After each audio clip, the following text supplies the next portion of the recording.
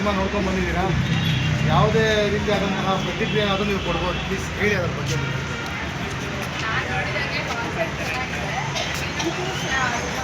Technical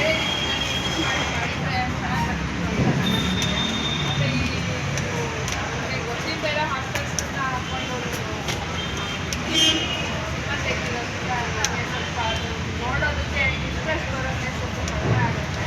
ಯಾರಾದ್ರೂ ಇನ್ನೂ ಚೆನ್ನಾಗಿರೋರು ಗೊತ್ತಿರೋರು ಚೆನ್ನಾಗಿ ಬರ್ತದೆ. ಬಟ್ ಕಾನ್ಸೆಪ್ಟು ಚೆನ್ನಾಗಿದೆ. ಇವಾಗ ಈಗ ಹೇಗೆ ದುಡ್ಡಿದ್ರೆ ಹೇಗಿರುತ್ತೆ, ದುಡ್ಡಿಲ್ಲ ಅಂದರೆ ಜೀವನ ಹೇಗಿರುತ್ತೆ, ದುಡ್ಡೇ ಮುಖ್ಯ ಅಲ್ಲ ಇಲ್ಲ ಅನ್ನೋದನ್ನ ಕಾನ್ಸೆಪ್ಟ್ ಚೆನ್ನಾಗಿ ಎಲ್ಲ ಈ ಹೊಸಬರಾದ್ರೂ ಹೊಸಬ ತಂಡಕ್ಕೆ ನೀವು ಏನು ಹೇಳ್ಬೋದು ನಿಮ್ಮ ಕಡೆಯಿಂದ ಸಲಹೆ? ಹೊಸಬರು ತಂಡಕ್ಕೆ ಅವ್ರಿಗಿನ್ನೂ ಇವಾಗ ಸ್ಟಾರ್ಟ್ ಆಗಿ ಇವಾಗ ಬೆಳೀತಾ ಇರೋದ್ರಿಂದ ಹೆಚ್ಚು ಸಿನಿಮಾಗಳ ಅವಕಾಶ ಸಿಕ್ಕಿದ್ರೆ ಅವರು ಕೂಡ ಹೆಚ್ಚಿಗೆ ಅವರು ನಟನೆನ ಪ್ರಾಕ್ಟೀಸ್ ಮಾಡಿ ಅವರು ಕೂಡ ಮುಂದಿನ ದಿನಗಳಲ್ಲಿ ಚೆನ್ನಾಗಿ ಮಾಡ್ತಾರೆ ಅನ್ನೋದು ನನ್ನ ಅನಿಸಿಕೆ sir. Thank you very much. ನೀವು ವಾತಾವರಣ ಚೆನ್ನಾಗಿದೆ.